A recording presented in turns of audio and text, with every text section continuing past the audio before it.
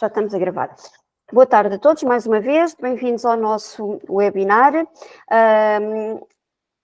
Desafios e oportunidades do Humanitec. Como eu disse inicialmente, o nosso orador hoje será Carlos Manuel de Oliveira. O Carlos, neste momento, faz parte da direção da APPM, já foi presidente também da APPM. É professor, investigador e autor de vários livros na área do marketing. Carlos, passo a palavra. Muito obrigado, Carla. Em primeiro lugar, peço desculpa quem possa ter estado na sessão anterior que não acabou por não funcionar, porque havia um problema no meu browser. Vamos lá ver se isto hoje funciona. Estão a ouvir-me bem? Perfeitamente. Ok. Ora bem, eu intitulei esta apresentação os desafios e oportunidades do Humanitec Marketing, que é uma palavra que pode ser evidente ou não, e eu vou ter a possibilidade, durante esta intervenção, dar-vos a ideia do que é que eu considero, o que é isto do Humanitec Marketing. Eu não vou falar muito de mim, mas como eu... Então... Já está, Carlos. Eu costumo dizer, já cá ainda há uns anos e, portanto, já passei por muitas coisas, mas basicamente há cerca de 30 anos já trabalho em marketing. Já fui diretor de marketing de algumas empresas, fui administrador cooperador de CMO noutras, e, portanto, tenho vindo a publicar, ultimamente, nos últimos 5 anos, 6 anos, um conjunto de livros, portanto, juntando um bocadinho a minha experiência, à experiência académica também, onde já estou há mais de 20 anos no ISEG e no ISCTE, e, portanto, a minha ideia é juntar a experiência profissional à experiência académica também. Bem, portanto, ok, ultimamente os livros que eu publiquei, eu pus aqui este oval, este elipse, que é sobre este. Eu não vou apresentar os meus livros, como é óbvio, não é uma sessão de apresentação de livro, mas os temas que eu vou tocar estão basicamente nestes 2 meus livros e com algumas alterações já posteriores. Eu não estou muito habituado a este computador, portanto espero bem que consiga funcionar. Bem, eu dividi esta apresentação em 4 temas, embora basicamente os 2 primeiros são os mais longos. Todos penso que conhecem esta expressão de We Are in a VUCA World, ou também fala-se muito que nós estamos na época digital. Eu diria que nós já não estamos praticamente na época digital, nós já começámos basicamente na era da inteligência artificial nos últimos 2, 3 anos, embora, enfim, mais acentuadamente desde novembro do ano passado, quando apareceu o ChatGPT. A partir daí a democratização e o acesso fácil e gratuito a este instrumento vieram trazer para cima da mesa mais este tema da inteligência artificial. Eu não sei se tem ideia, mas o tema inteligência artificial surgiu em 1954, portanto já lá vão muitos anos, só que, de facto, na última década tem havido, de facto, um investimento maior e uma transparência maior daquilo que se está a investigar nas universidades, nas empresas, nos centros de investigação. Portanto, basicamente este VUCA World, aqui eu acrescentei um A, porque este VUCA vem dos anos 80 do US Army War College, na altura, enfim, da Guerra Fria. Falava-se que o mundo era cada vez mais volátil, incerto, complexo e ambíguo. Eu não sei se entre 1980 e agora se mudou muito, porque se nessa altura o mundo era VUCA, eu acho que neste momento ainda está mais VUCA, por todas as razões que nós sabemos. E eu até acrescentei mais um A, que é aceleração. Portanto, isto tudo, não é, que já vem acontecendo com aceleração. E todos estes fenómenos que nós temos vivido e estamos a viver e continuamos a viver, mas que alguns são preocupantes, não é? Desde os aspectos de saúde aos aspectos climáticos e outro aspecto que não é tão focado em cima da mesa, mas que eu considero sempre importante e, curiosamente, até o ligo ao marketing, que é o aspecto de cada vez há maior divergência, cada vez há mais ricos e mais pobres em todo o mundo.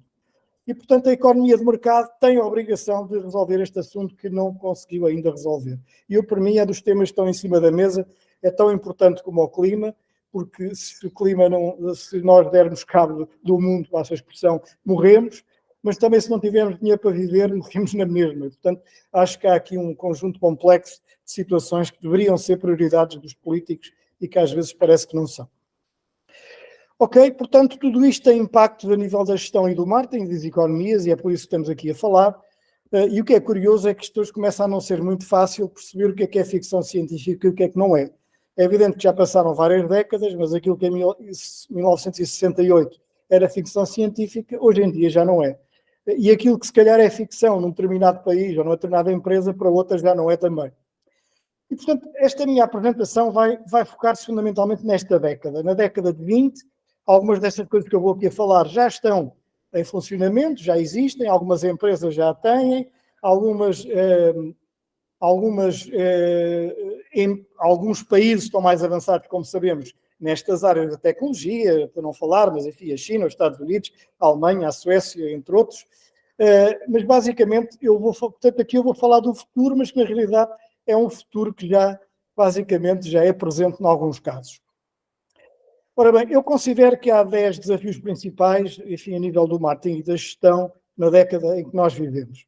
Eu sumariei aqui estes 10, não vou falar disto tudo, enfim, pegando nestes aspectos que alguns têm a ver com gestão, outros têm a ver com tecnologia, outros têm a ver com comportamento do consumidor, outros têm a ver com marketing. Portanto, todos estes aspectos eu agreguei aqui em 5 questões relacionais, tecnológicas, operacionais, mindset empresarial e sustentabilidade. E é sobre isto que nós vamos aqui falar. Comecemos aqui pelas relacionais. Eu costumo dizer que eu não gosto da palavra consumidor, embora nós sabemos da teoria económica que estabelece que há os produtores, há os consumidores, há o mercado, o encontro destes dois grupos, mas na realidade eu acho que para um profissional de marketing ele tem que olhar para o seu cliente, ao potencial cliente, não como um consumidor, mas como uma pessoa. Porquê? Não é que o objetivo não seja vender produtos e serviços, mas de facto só compreendendo na sua globalidade holística a pessoa, percebendo que tipo de experiências é que podem ser mais relevantes para cada uma delas, percebendo todos os seus comportamentos interligados, que têm aspectos, como sabemos, emocionais, têm aspectos relacionais, têm aspectos emocionais, etc., racionais também, com certeza. Só conhecendo isso tudo é que nós conseguimos, na nossa profissão de marketing, ser mais eficazes. Eu vou focar-me aqui fundamentalmente nestas duas gerações, embora naturalmente que as outras gerações e os outros segmentos estão ativos no mundo, mas vou falar fundamentalmente de aspectos que têm a ver com a futura geração de consumidores, entre aspas, não é? Que é a geração Z, como sabemos, e a geração Alfa, que ainda não são consumidores, pelo menos ativos, já consomem, não é? Mas que vão, até ao fim da década, começar a ser. E as características destes segmentos são de facto diferentes dos anteriores, fundamentalmente devido aos aspectos da comunicação, aos aspectos da evolução das tecnologias, que permitiram que as pessoas hoje em dia olhem para as empresas, para as marcas, para os Estados, para as economias, de uma maneira diferente e mais interveniente do que podiam olhar no passado. Ora bem, mas o que é que querem de facto os clientes? Os clientes querem, e aqui não estou a dizer novidade nenhuma, querem um envolvimento hiperpersonalizado, que já não é personalizado, é hiperpersonalizado. Querem ultraconveniência, querem sustentabilidade, ou pelo menos querem que as marcas demonstrem uma preocupação com a sustentabilidade e uma conexão às comunidades. Vamos certamente deixar de falar dentro de algum tempo do B2C e do B2B e vamos falar fundamentalmente do B2 Experience, Business to Experience, porque na realidade, quer se trate de consumidores finais, quer se trate de outras empresas, basicamente as experiências é que são diferentes, como é óbvio, mas as experiências que nós conseguirmos disponibilizar a esses grupos, que são esses grupos-alvo, é aquilo que vai determinar certamente o seu comportamento com a nossa empresa. E, portanto, a questão de quanto melhor eu conhecer o ser humano, não é? Melhor eu sou capaz de antecipar as necessidades. Quando digo eu, estou-me a pôr agora no papel da pessoa que gera o marketing, ou que gera a marca, ou que gera a empresa. Portanto, quanto melhor eu conseguir antecipar as necessidades das pessoas, eu consigo ajudá-las a resolver problemas. E que as pessoas não querem comprar produtos de maneira geral, podem querer, mas o que elas querem é, não é? Como nós sabemos, isto já vem há uns anos do marketing, as pessoas querem soluções para os seus problemas, nem que sejam problemas afetivos, emocionais, etc. E quanto maior nós somos capazes, ou quanto mais somos capazes de antecipar estas necessidades, provavelmente, e se formos mais relevantes, conseguimos obter a preferência das pessoas. Bem, partindo do pressuposto que os produtos e os serviços que estão no mercado basicamente têm qualidade, porque se não têm acabam por ser expulsos do mercado, este estudo da Salesforce do ano passado revela que quase 90% dos clientes, ou dos consumidores, dos clientes, revelam que a experiência que têm com a empresa, ou a soma das experiências que têm com a empresa e com as marcas, é pelo menos tão determinante para as suas opções como os próprios produtos e serviços. 80% dos clientes, de outro estudo também, este salvo erro é da Bain & Company, revela que a experiência é o maior influenciador à fidelização à marca. Mas depois há aqui este estudo também da Bain & Company, que é de 2021, mas que é interessante, porque foram inquiridos 80%, foram inquiridos profissionais de marketing, CMOs e diretores de marketing, a nível de uma amostra mundial dos países da OCDE, e 80% desses profissionais de marketing dizem, ou disseram, que criam grandes experiências aos seus clientes com as suas marcas. Mas depois a Bain & Company foi inquirir uma amostra de clientes dessas marcas e, espantosamente, 8% desses clientes é que disseram que tinham tido grandes experiências. Portanto, há aqui alguma coisa, talvez, que os profissionais de marketing têm que aprender. Há qualquer coisa aqui que não está a funcionar. Não estão a fazer uma leitura correta daquilo que, efetivamente, os seus clientes querem. Portanto, os clientes querem, e eu aqui acentuo outro aspecto, que já tinha falado nas experiências, que ajudem a atingir os seus objetivos, mas eu aqui acrescento num dado momento. As pessoas querem, a relevância para elas é num dado momento. Os produtos e os serviços podem ser, e as experiências podem ser relevantes num dado momento e não serem noutro. E as pessoas estão cansadas de serem o alvo, não é? Serem as empresas todas, passam a expressão aos tiros, compra, estão cansadas disso e não querem mais ser o alvo. As pessoas querem ter os produtos e os serviços disponíveis, ter as experiências que lhes conduzam a satisfazer as suas necessidades no momento em que elas querem. E depois acrescentando, em relação, portanto, ao slide anterior, nós temos, como profissionais de marketing, fiscalizar o que as pessoas querem realmente e não o que se julga que elas querem. E para isso é preciso conhecer as pessoas. E nós sabemos que esta questão da experiência, que é um termo muito falado e badalado nos últimos anos, é uma situação complexa, porque o que contribui, como sabemos também, para uma experiência positiva ou negativa é, por exemplo, eu elenquei aqui alguns fatores e até podem ser outros. Há todo um conjunto de fatores que basta, sei lá, nós podemos ter uma imensa, muito boa imagem do Auchan ou do continente, mas por acaso um dia somos mal atendidos pelo empregado da caixa, começamos logo com uma opinião negativa sobre a marca, sobre a empresa. E, portanto, é extremamente importante haver uma coerência nos pontos de contacto que os clientes têm, enfim, com as marcas e com as empresas. Um outro aspecto que eu vou passar muito rapidamente é o aspecto da segmentação e dos estudos de mercado. Hoje em dia já é possível juntar um pouco estas situações. E se os estudos de mercado clássicos são insuficientes já neste momento, e já o eram, porque as pessoas têm tendência, quando são inquiridas, para dar respostas que são, de uma maneira geral, embora as estatísticas e a sociologia têm formas de corrigir as respostas, mas as pessoas têm tendência para responder o que é politicamente correto, como eu costumo dizer na brincadeira.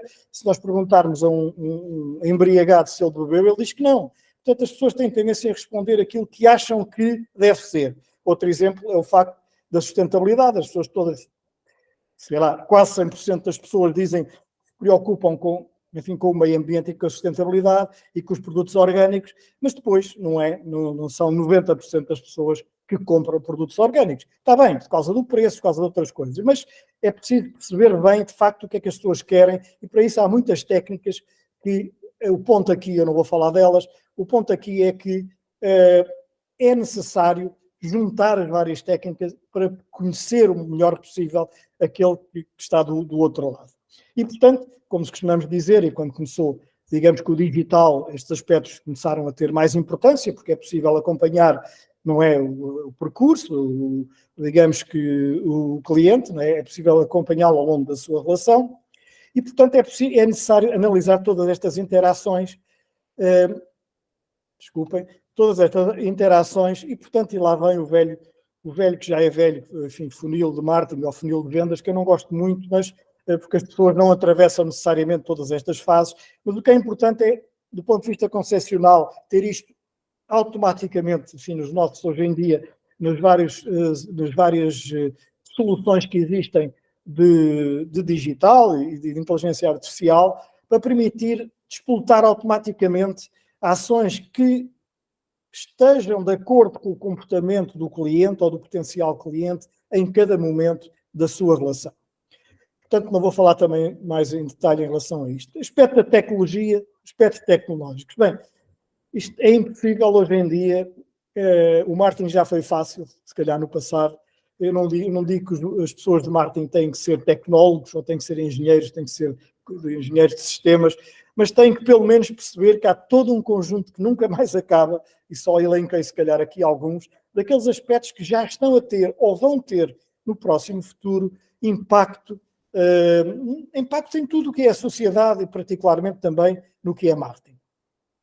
E, portanto, eu considero que há basicamente 10 tecnologias disruptivas. Todas elas são disruptivas. Fala-se hoje na indústria 4.0, mas a China já está a investigar e os Estados Unidos para a indústria 5.0. Se não ouviram falar, penso que terão ouvido, mas eu depois, se calhar, à frente, talvez tenha a oportunidade de tocar este ponto também. A realidade virtual, o blockchain, tudo isto, portanto, a inteligência artificial generativa, fundamentalmente, desde o fim do ano passado, já está a ter impacto em todos os domínios, praticamente, da nossa vida. E, portanto, o facto de nós dizermos que vamos falar do futuro, eu digo que o futuro é agora, não é? O futuro é aquilo que nós estamos a fazer, ou aquilo que alguns outros já começaram a fazer, e que, para alguns, aliás, vi uma vez uma expressão, não me lembro o autor, em que diz que o futuro já existe, é desigualmente distribuído. Porque, de facto, há empresas, há países que já se pode dizer que estão, de facto, no futuro.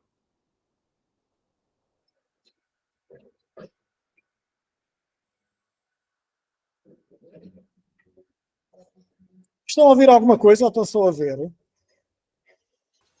Estamos só a ouvir, Carlos, não estamos a ouvir. Estão a ouvir também? Não. Pois. Então, Tem que sair do modo apresentação do pois, eu sei, PowerPoint. mas eu não vou mexer nisso agora, porque para não estar a perturbar e a demorar mais a apresentação. Pronto, isto não tem som de fundo, o som é música só, para não ser tão monótono. Okay. Mas vamos avançar.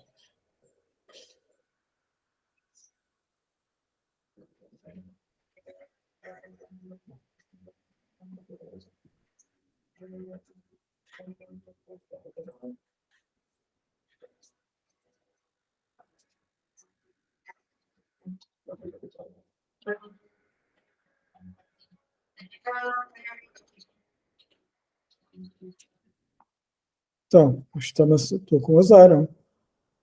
Ai!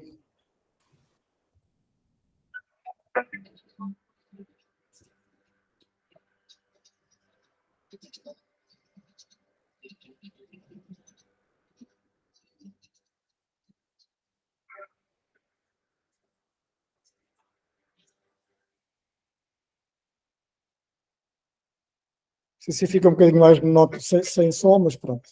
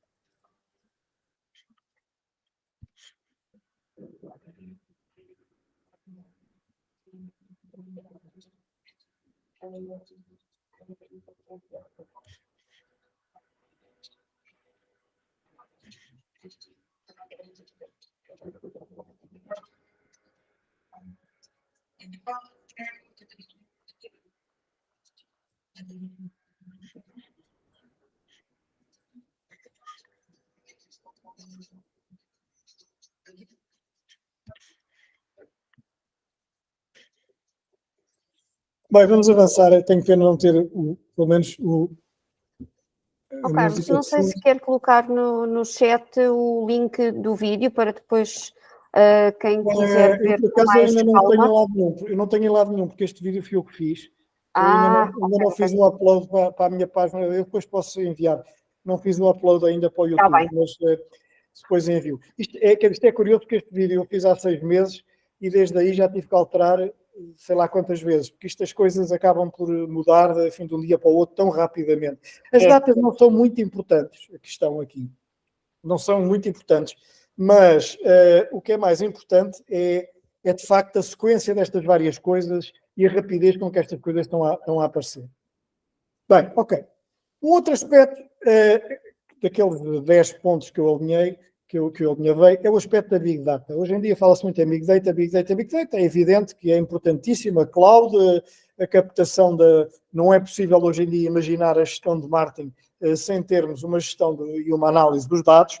Mas o que eu quero aqui acentuar é que é importante, apesar de tudo, enfim, o ser humano ainda existe, é importante juntar a este automatismo e a rapidez e a conceptualidade que os algoritmos nos vêm trazer, juntar a análise humana. Portanto, eu considero que, apesar de tudo, enfim, nós não vamos ser mortos pelos robôs, pelo menos nos próximos dezenas de anos, nem eles vão substituir todas as nossas funções. Portanto, há aqui uma parte, eu diria, so far so good, porque nunca se sabe o que é que vai ser o futuro longínquo, mas há uma parte de pensamento divergente, e eu chamo-lhe aqui, chamei-lhe pensamento convergente àquilo que tem a máquina e o divergente do ser humano. Porque é assim, com todos os dados que existem, com os algoritmos, etc., a tendência é que as máquinas depois despejem, passa a expressão, os outputs, os insights, sejam insights que são importantes, mas que sejam basicamente idênticos. E aqui cabe um bocadinho aos profissionais de marketing olhar para aquilo tudo, não é?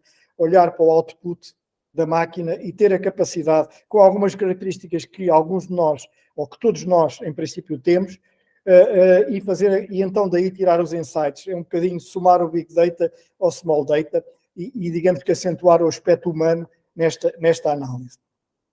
Nós todos sabemos que a inteligência artificial, que aliás já vínhamos convivendo com ela há uns anos, muitas vezes sem algumas pessoas sem saber que aquilo era inteligência artificial, mas vemos convivendo há uns anos. Por que eu não consigo passar à frente isto? Este PC. Eu estou habituado ao Mac, de maneira que depois-me aqui atrapalhadíssimo com o PC. Bem, como é que está a inteligência artificial a alterar o marketing? E, de facto, nós hoje em dia vemos a inteligência artificial a atuar em muitas áreas. Eu pus aqui algumas, que já são muitas, não é? Em particular, só gostava de salientar, aliás, o digital vai trazer, digamos que muitas destas coisas que aqui estão, antes do digital não havia. Portanto, eu diria digital mais inteligência artificial, temos a possibilidade hoje em dia de dispor não só de análise, mas também de sermos capazes de prever de alguma maneira de comportamentos, isto é, propensões que os nossos clientes possam ter a comprar mais, a comprar menos, a abandonar, a fidelizar. Bem, eu não vou dar aqui um exemplo, eu tenho um exemplo prático de uma multinacional que eu não suporia que não tivesse um CRM sofisticado e que não tivesse modelos de propensão, mas o que é um facto é que eu fui cliente durante 20 anos e a dada altura deixei de ter, enfim, já para aí há uns 4 ou 5 anos e até agora não me disseram nada. Portanto, eu não sei, ou eles não utilizam os modelos ou qualquer coisa que está mal. Mas estes modelos de propensão à compra, à fidelização, ao abandono, podem servir ou servem fundamentalmente para naquele funis que nós aqui falámos e que conhecemos, explotar ações que possam permitir captar ainda ao cliente ou não o deixar abandonar quando as tendências são nesse sentido. Ok? Não vamos falar mais sobre isto. A inteligência artificial permite tudo isto que nós estamos aqui a ver. É evidente que não aumenta necessariamente a fidelização. Agora, propicia esse aumento, porque na medida em que há um maior ajustamento e personalização das ofertas, não é? E há uma capacidade de perceber em que fase da relação é que o cliente se encontra, é possível então aumentar a sua fidelização e, portanto, conduzir a empresa a melhores resultados. Há muitas empresas hoje em dia, aqui por acaso só está uma que é meio portuguesa, não é? Farfetch, mas tem muitas empresas portuguesas hoje em dia que já utilizam a inteligência artificial, várias soluções, e não são só grandes empresas, há médias empresas também que já utilizam para diversos aspectos. Quer, digamos, para recomendações, e há muito tempo todos nós convivemos com estas recomendações, ou da Amazon, ou da Netflix, ou, enfim, ou por aí fora de outras marcas, mas também para outras soluções que já estão, digamos, que a ser utilizadas também. Eu não sei se conhecem isto tem uns 6 meses, talvez. Se ali atrás nós dizíamos que no Small Data a questão da criatividade, pois é, mas já, como vocês sabem, desculpem dizer vocês, senhores e senhoras sabem, colegas, já existem soluções criativas por parte das máquinas e, portanto, a inteligência artificial também já tem, não sei se conhecem este anúncio da Coca-Cola, feito totalmente por inteligência artificial, quer o texto, quer a imagem, quer o próprio vídeo.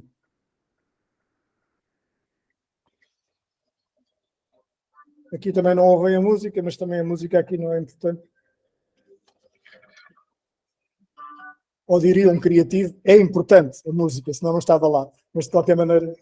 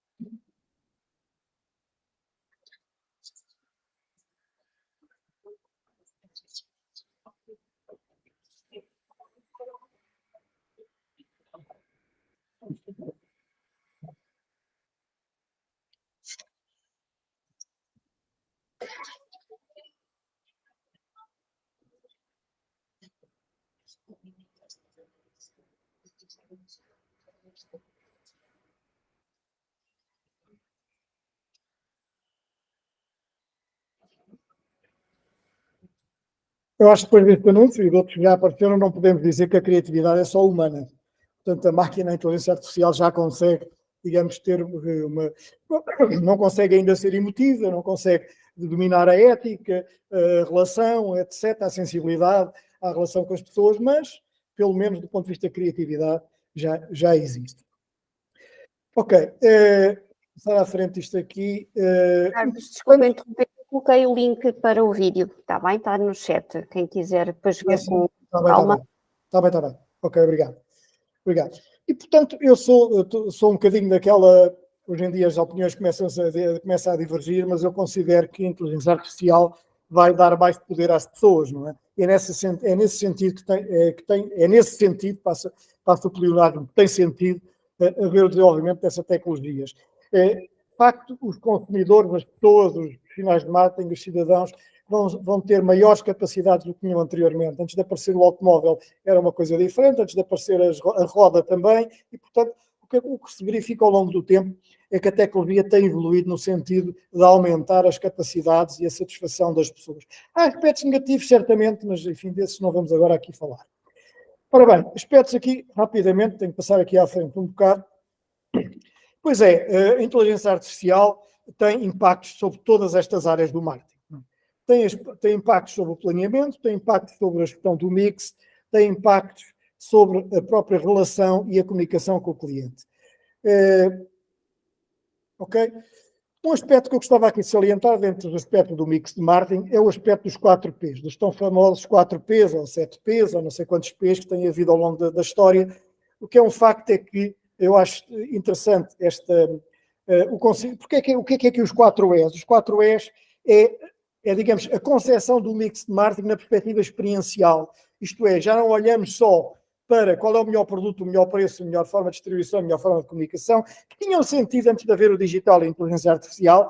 Eu digo que hoje em dia o que tem sentido é qual é que é o melhor preço. Há preços dinâmicos, portanto vão-se ajustando. Qual é a melhor forma de comunicação? A melhor forma de comunicação é o omnicanal, a melhor forma de distribuição é o omnicanal.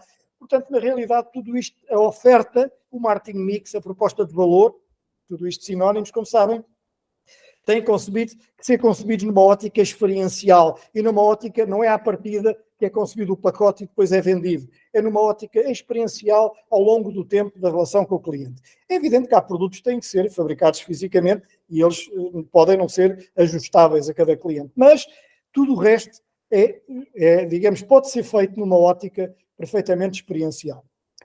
E depois vamos à comunicação tradicional. Isto também não é novidade, penso eu, para todos, mas o que é um facto é que nós continuamos, até como profissionais de marketing, a ter dificuldade. As várias inquéritos têm sido feitos, mesmo a diretores de marketing, que se sentem um bocadinho, não sabem para o que é que vão fazer. Ok, ao digital, cada vez se investe mais na internet e nos meios de comunicação mais diretos, mas o que é um facto é que continua-se a investir massivamente nos meios tradicionais, mesmo que, por vezes, o resultado, pelo menos para alguns tipos de campanhas, não seja perfeitamente mensuráveis e que seja o mais eficaz, como é o exemplo que aqui está. Mas depois o que acontece é que se a publicidade é unilateral e se nós, como estamos a ver uma televisão, se nós mudamos de canal, fazemos zapping e não vemos muitas vezes os anúncios, o que é um facto é que também no digital está a haver muitos erros. Quem é que não foi já confrontado, ver um vídeo no YouTube, um filme, uma conferência, sei lá, uma conversa, um webinar, e ser, digamos que interrompido a meio por publicidade, quando a pessoa não está nada interessada em ver isso, porque o que está é focada no filme, ou na entrevista, ou no que está, ou a ter uma aula, inclusivamente, e não propriamente no anúncio. Esta desfocalização leva ao desinteresse das pessoas, não é? Eu, por mim, até por acaso, curiosamente, descobri isto na net, brasileiro, só me faz pegar raiva do produto. É o que me acontecia a mim, é o que me acontece a mim. Eu fico extremamente irritado quando estou a ver um destes filmes e depois, a dada altura, me mudam isto ou me aparece publicidade pelo meio. Mas depois, curiosamente, parece que o digital vai resolver tudo, mas pelo menos até agora não está a resolver tudo. Porque é um facto é que quase metade dos conteúdos que estão na internet, desculpem, quase metade, continua, em alguns casos até mais que metade, continua a não ter grande efeito. Ok? Temos que aprender com estas lições, não há solução para tudo. Pegando um bocadinho na publicidade quase tradicional, enfim, mas há pelo menos a realidade aumentada permite-nos, não vou passar isto, para não, passar só um bocadinho. A realidade aumentada permite-nos algumas formas pelo menos mais impactantes, como é o caso que aqui está. Por outro lado, estes hologramas, o facto, e vou passar já à frente, o facto de serem passados em determinados tipos de lojas vão permitir que haja uma focalização maior. Isto é, se eu estou na loja da Apple, à partida estou interessado nos produtos da Apple. Se eu estou na loja da Nike, à partida estou interessado nos produtos da Nike. E, portanto, acabam por ter uma eficácia maior do que outra publicidade mais tradicional. O aspecto que eu estava a falar há bocadinho, que é pegar no mix de marketing e refazê-lo, enfim, numa ótica diferente.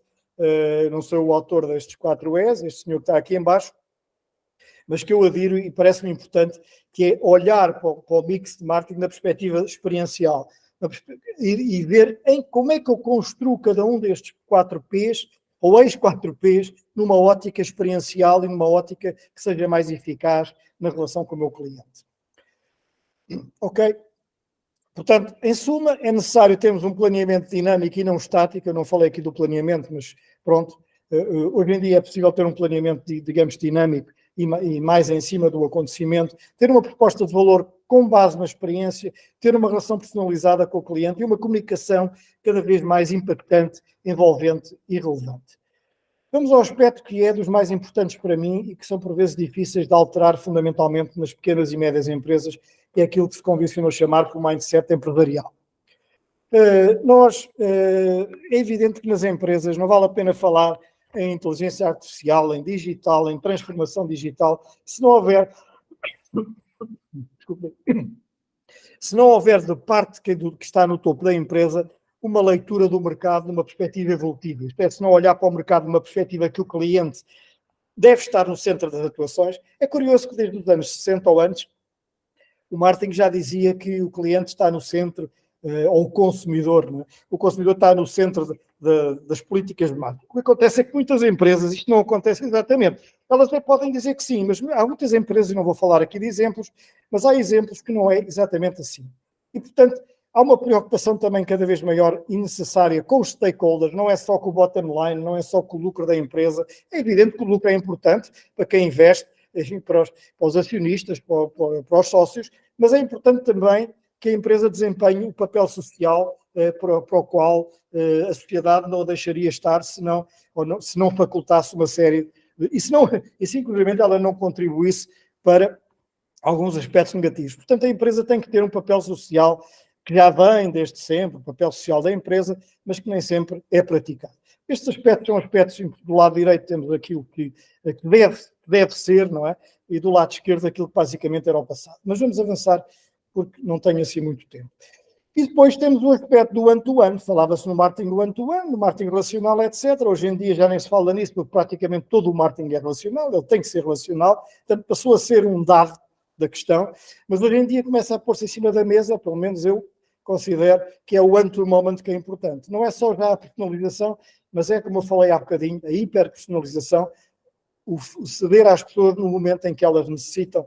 E, portanto, é isto que vai no sentido que eu chamo-lhe Human Tech Marketing, porque é, digamos, que as tecnologias, tudo, o desenvolvimento, digamos, que das técnicas de gestão empresarial, com base, digamos, no ser humano e para melhorar a vida ao ser humano.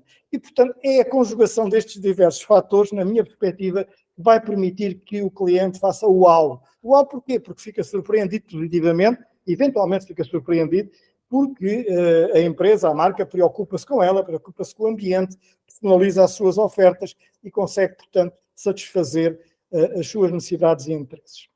Eu não vou falar muito da sustentabilidade, é um último ponto deste que aqui estava. Basicamente, hoje em dia, fala-se no ESG, fala-se destes diversos aspectos. Eu também considero que não é mais relevante, nem é possível, no presente e no futuro, gerir uma empresa sem a preocupação destes vários aspectos que aqui estão e que são do conhecimento de todos. Portanto, na realidade, destes 10 pontos que nós tínhamos aqui falado, é isto que eu considero que podem gerar aquilo que eu no ponto 10 chamo de marketing molecular e humano. E já explicarei porquê.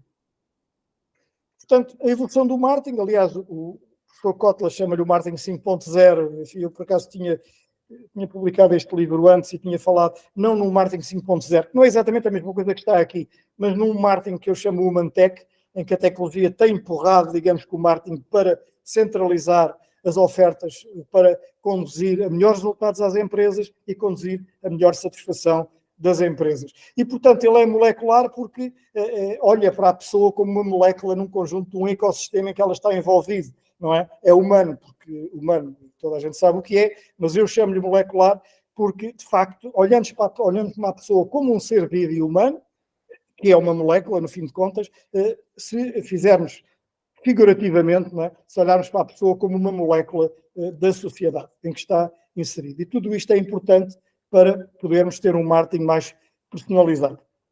Portanto, na realidade, eu digo que para chegarmos ao tal marketing molecular e humano, tem que haver uma centralidade total no ser humano, uma empatia, uma relação humanizada, o one-to-moment, que só pode, na minha perspectiva, ser atingido pela conjugação destes vários fatores que aqui estão, quer a nível da organização e gestão das empresas, quer a nível das tecnologias, fundamentalmente da sua integração, que é um aspecto que eu não falei, mas que é tendencialmente a integração que possibilita, digamos, soluções mais fáceis, inclusive, e mais baratas de utilizar, uma comunicação, como já tinha falado anteriormente, e uma sociedade sustentável. Eu não vejo hoje em dia a gestão de marketing sem uma preocupação também ambiental, sem uma preocupação, digamos, de sustentabilidade. Eu tentei ensaiar uma definição para marketing molecular e humano, que, enfim, de qualquer forma, todos estes aspectos que estão aqui a aparecer devagar são características desta fase que eu chamo de marketing molecular e humano e que, na minha perspectiva, estão a surgir, mas que se vão concretizar só pelo fim da década e pelo início da década seguinte.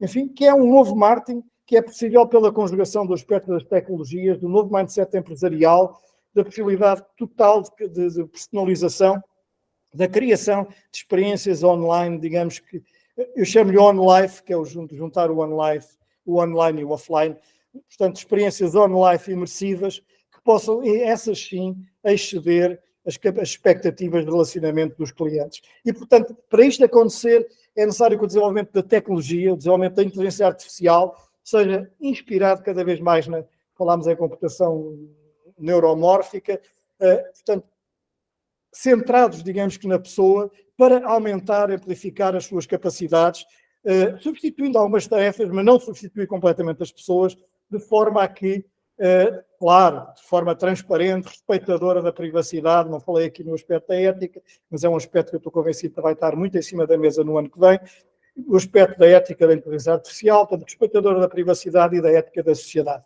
E só isto é que vai permitir, através de uma responsabilidade social e ambiental maior, permitir níveis de confiabilidade mais elevados, níveis de transparência, níveis de alargamento das capacidades humanas, digamos, para conseguirmos ter, digamos, um futuro melhor.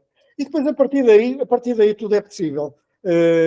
Enfim, eu aqui também alinhei alguns aspectos, mas que não são agora muito importantes estar a entrar em pormenor, mas são alguns aspectos que também estão em cima da mesa, não é? Fala-se em Web 3.0, mas já se fala em 4.0, já se fala na indústria 5.0, não é? Centrada no ser humano, com preocupações que não só são a tecnologia, mas também a satisfação dos próprios empregados.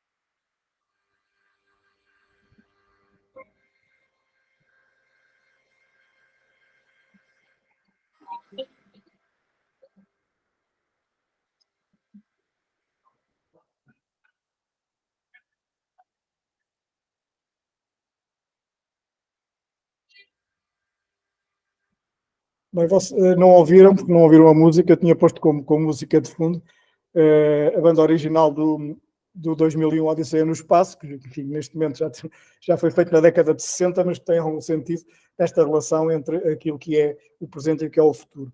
E, portanto, nesta perspectiva do humano to humano, gostei desta frase, a frase não é minha, mas que eu descobri alguns, não sei qual é o autor, mas diz, pense menos na sua atividade, pense menos como um profissional de marketing, mas mais como um ser humano, porque está a relacionar-se com outro ser humano que está do lado de lá. E se estas coisas até parece que não são grande novidade, algumas delas, o que é um facto é que se nós descemos ao terreno e fomos às empresas, e nós temos experiências, todos nós, quer como consumidores, quer como que nos relacionamos com marcas e empresas, quer do lado das empresas, sabemos que nem sempre isto é exatamente assim, infelizmente. E eu, parafraseando aqui uma frase que eu gosto, é também possível que o marketing contribua para um mundo melhor e não unicamente para, digamos que, os lucros das empresas. Temos que estar preparados para isto. Espero que pelo menos tenha levantado aqui algumas questões e dou por terminada a minha intervenção. Muito obrigado. Obrigada, Carlos. Eu não sei se alguém tem alguma questão para colocar ao Carlos. Ou algum comentário ou alguma discordância. Exatamente. Podem levantar a mão, que a gente dá-vos a voz. Bem, entretanto, Carlos, eu ia pedir aqui se explicava melhor o que é a Indústria Ponto 5. Sim. E depois a Filomena tinha uma questão para colocar. Ora bem, nós quando falamos na indústria 4.0, que ainda nem sequer existe, pelo menos em Portugal, existe já na Alemanha, algumas, a Siemens está muito avançada nisso, há empresas chinesas e americanas e suecas e outras alemãs que também estão muito avançadas nisto, que é basicamente dotar as cadeias de produção de órgãos inteligentes, isto é, cada peça, passa a expressão, imaginemos uma cadeia de produção automóvel, cada peça é está ligado à internet, é programável, está dotado de inteligência artificial. Isto vai permitir o quê? Eu vou falar na 4 antes de falar da 5. Vai permitir uma coisa que não era possível até agora. Numa cadeia de produção automóvel, enfim, na altura do Henry Ford, eu até dizia, não é? Podem escolher a cor desde que seja preto, porque não era possível alterar. Hoje em dia já é possível alterar na mesma cadeia de produção e sequencialmente várias cores de automóvel, mas o que não é ainda possível, ou que já é possível na indústria 4.0, nas empresas que já o têm, é cada automóvel sai automaticamente da cadeia de produção perfeitamente personalizado. Isto é, sei lá, com o ar-condicionado desta maneira, com o para-choques de não sei quê, com aquilo que corresponde às especificações do cliente. E reparem que isto tem 2 aspectos. Aumenta a produtividade da empresa, porque não tem que estar a mudar. Antigamente era preciso limpar cada vez que se mudava a cor, limpar as máquinas, etc. Portanto, permite uma personalização total, permite dar uma resposta mais rápida ao cliente, e por isso é que eu ligo aqui, falando de marketing, estou a falar que a indústria é um dos elementos para o tal marketing molecular e humano, porque permite esta personalização e este ajustamento à procura. O que é que a indústria 5.0 vai trazer de acrescentar? E neste momento que eu saiba, só basicamente, curiosamente, a China, que enfim, parece às vezes não se preocupa muito, pelo menos com os direitos humanos, mas na China e nos Estados Unidos já existem experiências de estudos nesta área, já se fala numa futura 5ª revolução industrial, e aqui o futuro, se calhar, é daqui a 3 ou 4 anos, ou pode ser 10, ou pode ser, não sabemos, não é? Mas é basicamente repensar toda a cadeia de produção centrada no ser humano. Isto é, não é já vamos tomar como dado o que a 4ª revolução industrial trouxe desta personalização total, mas pensar as cadeias industriais numa perspectiva de preocupação inclusivamente com os próprios trabalhadores, isto é, com as suas carreiras, com o seu interesse no trabalho, com a relação entre... Isto parece, mas o que é que isto tem a ver com a indústria? Tem a ver com a reformulação das empresas, não é? Com o tomar em linha de conta aquilo que começa a ser preocupação de todos nós, que é o equilíbrio entre o trabalho e a empresa. Portanto, é uma personalização total da cadeia de produção e da gestão empresarial. É isto que a indústria 5.0 vai trazer, e já existem pelo menos umas pré-definições do que é que isto vai. Para além do aspecto da sustentabilidade, que está perfeitamente ligado. Isto é, basicamente, desperdício zero, circularidade da economia, etc. Obrigada, Carlos. Filomena, quer fazer a sua questão ao Carlos? Sim, queria uma questão muito rápida. Antes de mais, Carlos, muito obrigada pela apresentação, é muito interessante, sem dúvida. E tenho aqui uma questão que se calhar é um bocadinho básica, mas que efetivamente, o Carlos disse bem, que o cliente é sempre o centro, apesar do Carlos não gostar da expressão cliente, não é? Não gosto de consumidor. Consumidor, exato, consumidor. E que, de facto, as empresas estão para fazer lucro e satisfazer os seus acionistas, mas também para pôr o seu foco na satisfação do cliente. E depois disse que, de facto, o marketing e toda a organização pode estar alinhada nesse sentido e até o cliente ter uma boa percepção da empresa e ter a empresa como top of mind de determinada categoria, mas que depois basta, se calhar, ser mal atendido numa loja ou ter um problema na caixa no pagamento ou assim qualquer coisa, para destruir um bocadinho toda a imagem que se conseguiu construir e essa reputação positiva. E a minha pergunta vai nesse sentido: como é que se consegue garantir uma consistência de ligação com a marca e com as empresas de uma forma omnicanal, portanto, em todos os touchpoints que a marca está presente e que o cliente contacta com a marca, como é que se consegue efetivamente garantir essa consistência de toda a organização, de maneira que aquilo que o marketing promete nas suas campanhas e aquilo que a liderança da empresa apregoa para os seus públicos internos não seja destruída depois por uma cadeia, não é? Na cadeia de valor da empresa e da atividade comercial. Muito obrigado pela pergunta.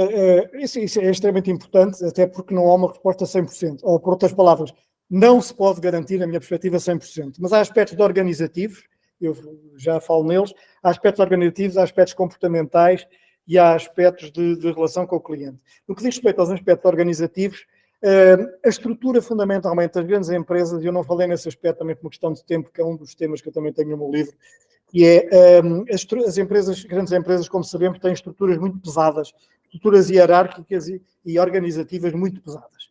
Eu, para lhe dar uma ideia, eu fui diretor de um banco, de marketing de um banco, que não digo qual é que é, porque antigamente era saudado por isso, agora não sei se é diretor de marketing do banco. Não preciso dizer mais nada.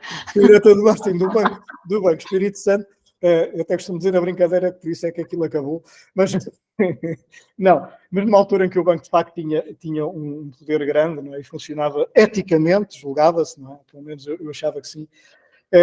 Mas para lhe dar uma ideia, havia o Conselho de Administração, e isto replica-se, enfim, noutros bancos e noutras empresas, Conselho de Administração, naturalmente com vários, depois havia a Comissão Executiva com vários administradores, com vários pelouros, depois havia o diretor coordenador, diretor adjunto, subdiretor, chefe de serviço, subchefe de serviço, chefe de secção, subchefe de secção. Bem, nesta estrutura longuíssima, ok, eu posso até ter planos estratégicos e planos operativos do conhecimento das pessoas. O que reparei que nem sempre acontece. Muitas vezes a organização não conhece exatamente tudo o que é estes aspectos, mas admitindo até que sim.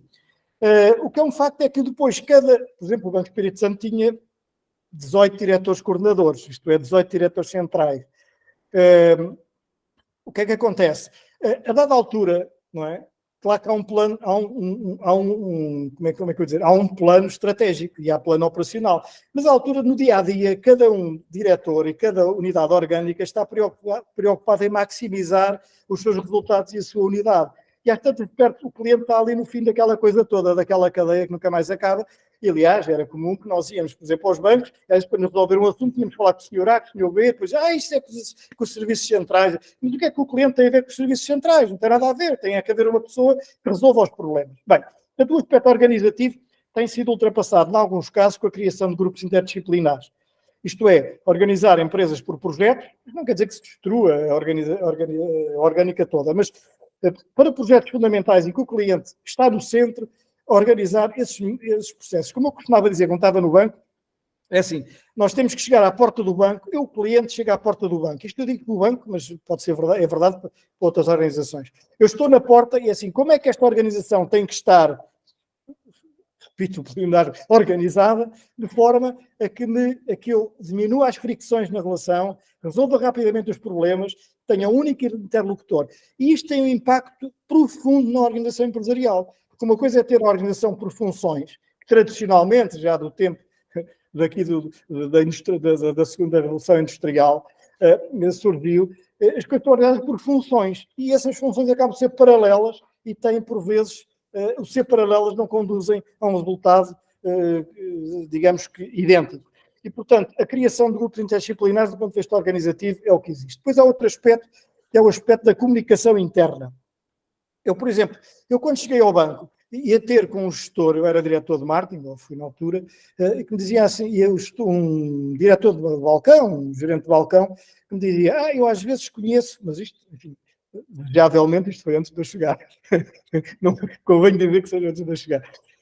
Eu às vezes sei que o banco vai lançar um produto porque vejo na televisão. Isto é chocante. Quer dizer, se não há uma comunicação fluida, aliás, é um aspecto que há uns anos teve muito em cima da mesa, foi a questão do marketing interno, da comunicação interna, etc. Felizmente, hoje em dia, esse aspecto já está um bocado ultrapassado, na maior parte das empresas. Mas a comunicação interna é fundamental. E é fundamental a comunicação interna e é fundamental a comunicação dos valores. Isto é, todas as pessoas têm que perceber qual é a missão da empresa. Quando eu digo as pessoas, é todos os elementos que estão a colaborar numa determinada organização. Tem que ser do conhecimento transparente dessas pessoas todas, quais são os valores, como é que queremos a relação com o cliente, como é que eu recebo o feedback dos clientes de forma a que efetivamente altere aquilo que está a fazer. Porque nas empresas, enfim, livres reclamações, mas muitas vezes as coisas não ficam tudo na mesma. Não é? E é fundamental que isto dê. E o que é um facto é que as empresas bem-sucedidas são aquelas que estão a atacar isto com muita força. Não é? As Amazonas desta vida, nem todas podem ser a Amazon, nem nós, por exemplo, em Portugal, temos uma dimensão para ter. Se calhar até podíamos ter, o que é que não podíamos ter, não é? Desde que há internet. Mas é de facto o ter esta obsessão pelo cliente é que permite uma reorganização empresarial que facilite essa relação. E isto é o que falta na maior parte dos casos. Todas as empresas, não há empresa nenhuma, como a história do embriagado, que vai dizer que não tem o seu cliente como centro das suas atenções, mas depois a questão é ver a seguir. Então, e como é que ela está organizada? E está organizada de forma a que o cliente não tenha fricções, a que resolvam as questões, isso é que não acontece. E por isso, claro que nas grandes redes, pensando nos bancos, nos supermercados, nos hipermercados, as grandes redes é muito difícil, porque pronto, há uma circulação muito grande de pessoas, fundamentalmente em tarefas menos remuneradas, por vezes não há formação suficiente para que as pessoas todas... E se calhar não há a formação de alguns destes aspectos que são fundamentais. Se calhar um caixa, qual é a formação que vão dar? É como é que se mexe na caixa, como é que se mexe lá no POS. Aí também acaba por entrar muito de agora o employer branding, não é? Porque a empresa também tem que se vender e saber vender-se para conseguir atrair e reter talento, não é? E mesmo essas funções menos que necessitam menos formação, não é? Formação de skills específicos, acaba por ser muito relevante e é importante que exista até um bom onboarding para aquilo que são os valores e a missão da empresa, para que isso se consiga efetivamente transmitir, não é? Porque mal seria se a grande visão do marketing de uma empresa ou de cliente ficasse depois nas mãos daquilo que é o último contacto com o cliente, por exemplo, num retalhista, não é? Que é a linha de caixas. Portanto, acaba por ter uma relevância extrema. Sim, como sabe, é verdade, perfeitamente de acordo, mas como sabe, esse aspecto acaba, quando não está devidamente cuidado, é o suficiente às vezes para que as pessoas... Certo. Não é? A pessoa se coloca uma imagem negativa da marca, anda-se lá a gastar milhões, para essa expressão, em marketing, em comunicação, e não sei o quê, mas depois chega-se ao fim da linha e depois não é aquilo. Ou a promessa não está a ser cumprida. Sim, totalmente. E isso é um dos fatores importantíssimos nos valores. Se hoje em dia vão ao hipermercado, está bem que é que eu vou ao hipermercado A, B ou C? Bem, a questão do preço, há pessoas que estão convencidas, mas basicamente não é um grande fator de diferenciação.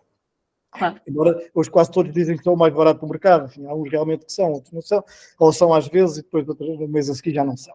Mas é evidente que há a questão da proximidade, enfim, pode ser um fator importante, mas depois há a questão do atendimento também. Quer dizer, e de facto eu acho que estas grandes empresas já perceberam isso há um tempo e já fazem formação nesse sentido. Mas nós podemos sempre dar com uma pessoa destas, e já nos aconteceu, Sim, totalmente. Se calhar a todos, não é? E hoje em dia as pessoas têm tendência para já não querer, se a oferta ao lado é melhor, até em termos de serviço, porque é que eu ia dizer aquele, não é? Exatamente. Não é boa, não é? É isso mesmo. Aqui não sei se respondi, mas basicamente... Sim, respondeu. Obrigada, Carta, obrigada. Mais alguma questão ou comentário? Não sei se mais alguém tem alguma questão para colocar. Penso que não. Carlos, resta-me agradecer este webinar fantástico, a partilha que fez connosco. Agradecer também a todos os participantes. Este é o último webinar do ano de 2023. Estamos já a programar os próximos para 2024. Estejam atentos ao nosso calendário. E mais uma vez, muito obrigada a todos os participantes por estarem aqui e obrigada, Carlos. Sim, a última palavra devia ser a sua, mas já agora, muito obrigado. Muito obrigado também à PPM.